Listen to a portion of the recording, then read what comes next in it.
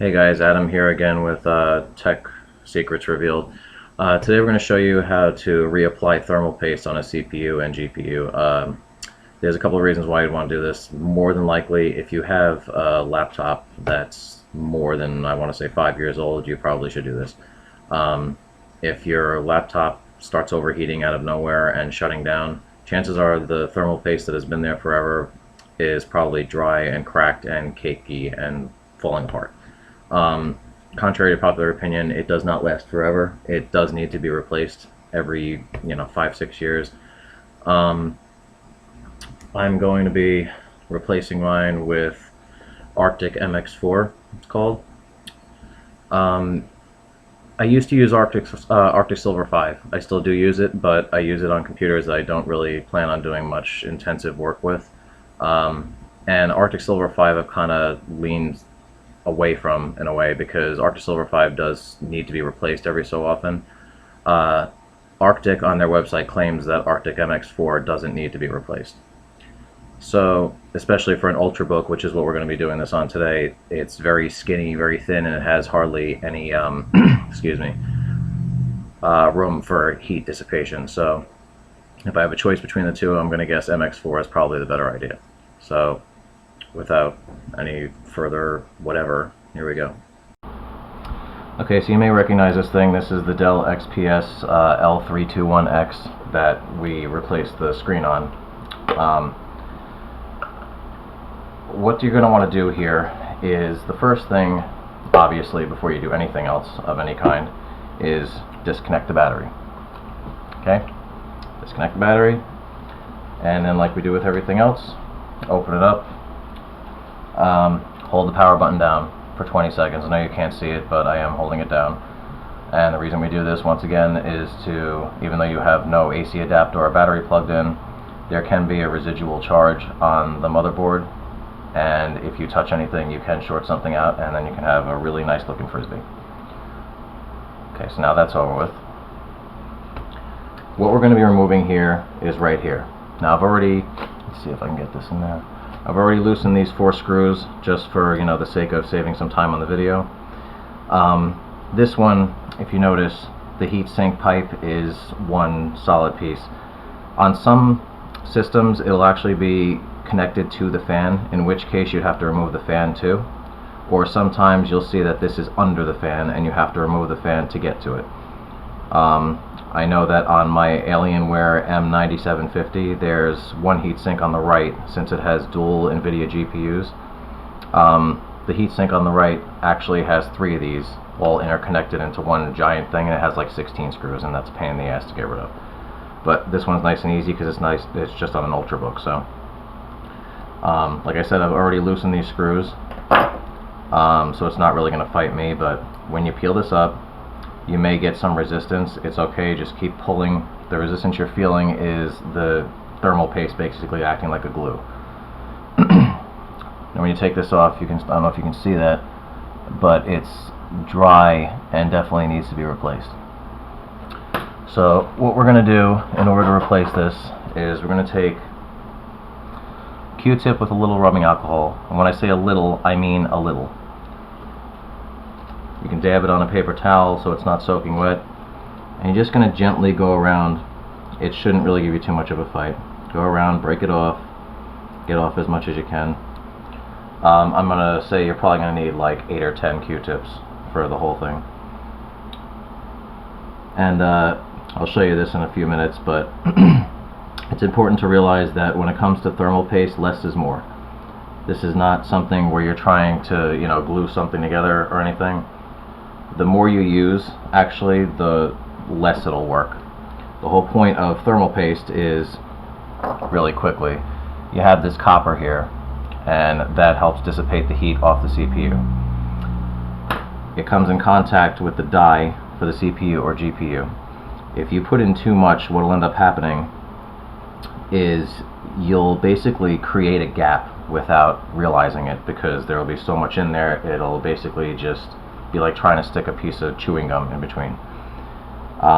When that happens, those little gaps or air bubbles are going to be your worst enemy, because you want a nice tight seal with no room for air in between. The more air that gets in there, the less it's going to work with getting rid of the heat, and you just basically wasted all your time. You're going to have to come in here and do it again.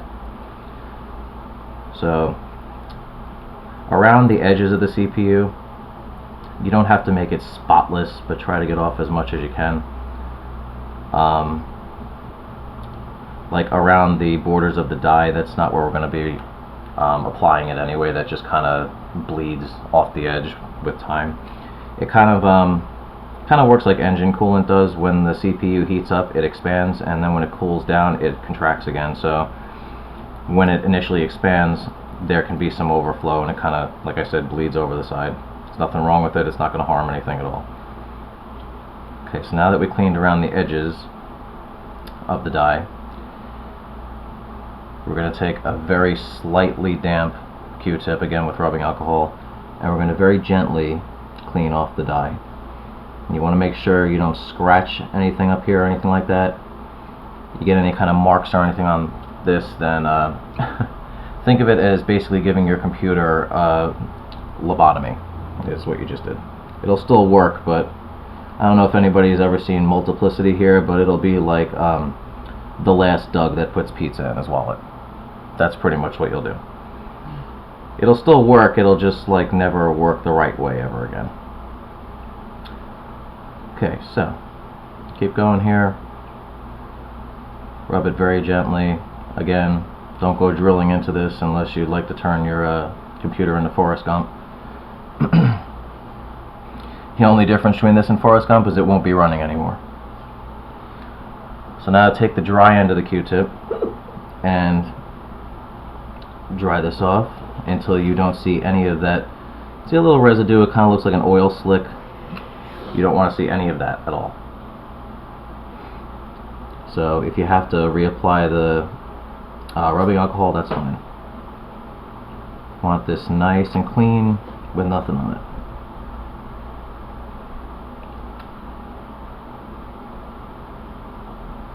Almost there.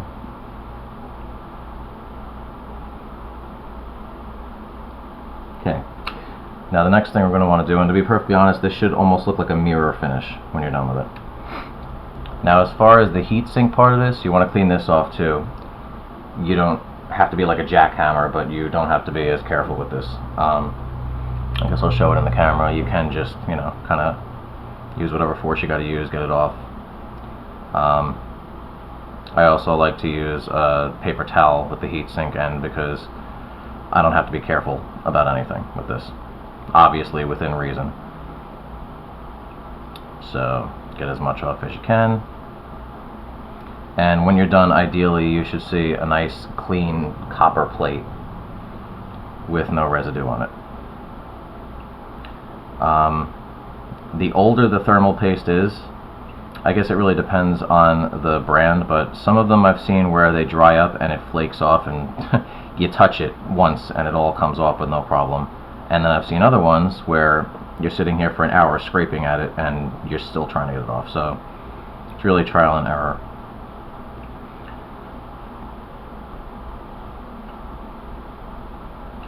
Now that we've gotten most of it off with the Q-tip, I'm going to just dab a paper towel with a little bit of rubbing alcohol and really get in there and get it all out.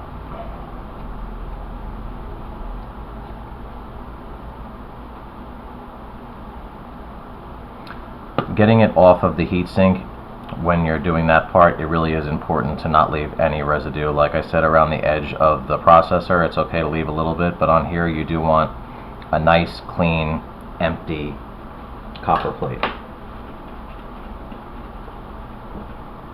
Now, not that I've never worked for Dell or anything, so I don't really have a reason to personally have a problem with them, but since it is Dell, I'm going to guess that they use like juicy fruit or something as thermal paste.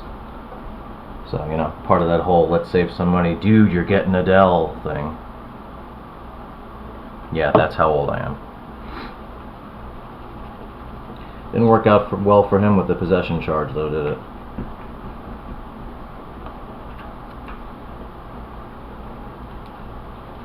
Okay, I know I'm off camera, but all I'm doing right now is just rubbing the copper and getting off everything that I can. Okay, now, I don't know if you can even see that, but you have nice clean copper plate there. Now, depending on the processor, this will be either a rectangular shape or a square shape, or some of them, like any of the i5 or i7 processors, the ones that don't have separate GPUs and have integrated GPUs, you'll actually see like one large rectangle and one smaller one on the same chip. What that is one's the CPU and one's the horrible Intel graphics integrated. What you're going to do is, if it's rectangular, push very slowly. You're going to put just about that much. You want, like, figure about a grain of rice size. If it's square, you're going to do the same thing, but instead of doing it in that shape like I did, you're going to just put a tiny little blob right dead center. Okay, so now making sure everything's bone dry, which it is. This is the important part. This is like a scene from 8 Mile. You got one shot at this. That's it. You don't want to put this down and then move it and then put it down again, because now you've introduced an air pocket and you basically got to start all over again. So what you're going to want to do is, don't worry about this part. This part will, do its own thing. Line up these screws as good as you can, and then with one finger push right down in the middle and push down, and do not get rid of that pressure. Now, some of these have this, some of them don't. You probably can't see it because it's not colored, but by the screw holes, these are actually numbered 1, 2, 3, 4. You do want to tighten them in the order from 1 to 4, or some of them are 6, 5, whatever. The reason for that is so you have even pressure. It's kind of the same thing as when you put a tire back on, or a wheel back on after changing brakes or a tire or anything. You want to tighten the lug nuts in a star formation so you get equal pressure. It's the same thing with a processor. So over here is 1, and like with anything else, we're going to tighten it just until it fights, not over tighten it. We're going to do 2, and as you can see, they did it in like a cross thing. And 3 is over here.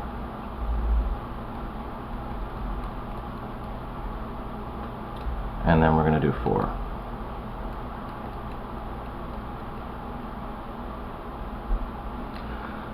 Okay, so you're pretty much done with that point. With any other system, this is the part where you would reconnect the fan or do the other screws, whatever you got to do. As long as you've made sure that everything is bone dry and you get off any kind of residue like that, now it's safe to reconnect the battery. And I'm not going to do it because I have other things I have to do to this, but you can plug in the battery if it wants to actually behave, which I'm guessing it's not. This was easier at 3 o'clock in the morning for some reason. But right next to me right now we have the girl that's responsible for breaking a keyboard with this very bottle, actually, of rubbing alcohol. So we're going to plug in the battery. There we go. And I'm not going to do it on this because, like I said, I have other things to do, but at this point you can reassemble the system, turn it on, and you should be good to go. Alright, so there you have it. That's pretty simple stuff. When you power on the system, you shouldn't have any issue. The only thing I'm going to say is it does have a break-in period.